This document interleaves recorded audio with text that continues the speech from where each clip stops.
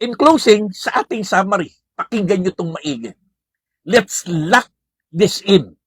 Word, know the truth. Walk, live the truth.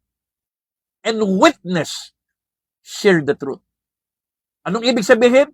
Sa word, alamin ang katotohanan mula sa salita ng Diyos. Walk, ipamuhay ang katotohanan, makita sa atin.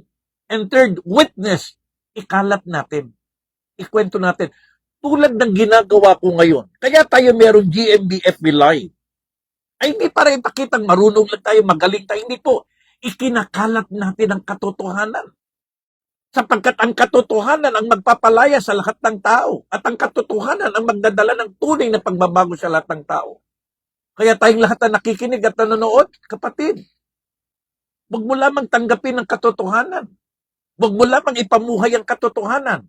Ibahagi mo. Kaya habang nanonood ka, i-share natin ang katotohanan ito. Dahil ang katotohanan yan ay may kapangyarihan magdala ng pagbabago sa buhay ng isang tao. Ang katotohanan yan ay pwede magdala ng kalayaan sa buhay ng isang tao. At ang katotohanan yan ay pwede magdala ng kaligtasan at pag-asa sa isang tao. Ano ang katotohanan yan? Na tayong lahat, maging sino ka man o ano ka man, mahal ka ng Diyos. At dahil mahal ka ng Diyos, ayaw kanyang mapahamak. Ang gusto niya, magkaroon ka ng buhay na masagana, buhay na malaya, at buhay na pinagpala. Maraming taong naghahanap ng ganyang katotohanan.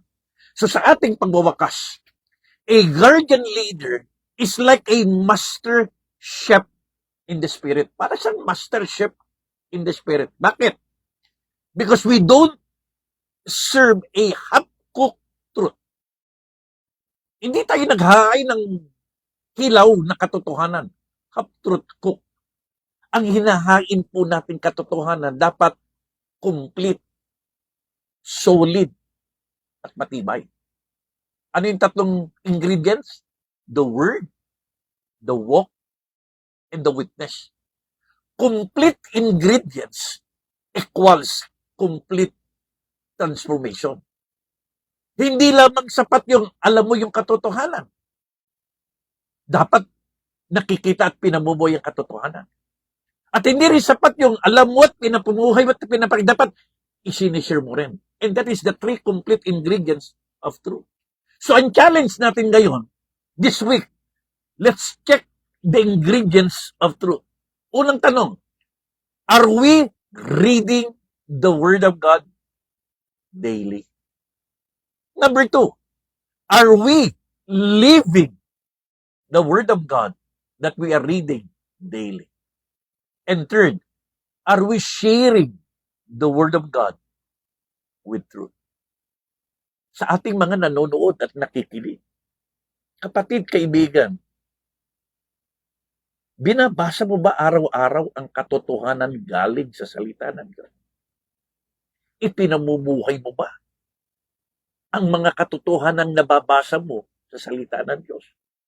At higit sa lahat, ibinabahagi mo ba ang salita ng Diyos na may dala ng katotohanan na pwedeng magdala ng pagbabago, pagliligtas at pagpapala? Reading, living, and sharing. We are not just tasting the truth, but we must serve the truth to the world. Kaya sa lahat po ng mga nakikinig at nanonood ngayon, huwag tayo makunting nakinig lang, tumanggap lang, ipinamuhay lang. Ibahagi po natin. Kaya lagi ko sinasabi, level up. Do not be content of just being blessed, always be a channel of God's blessing.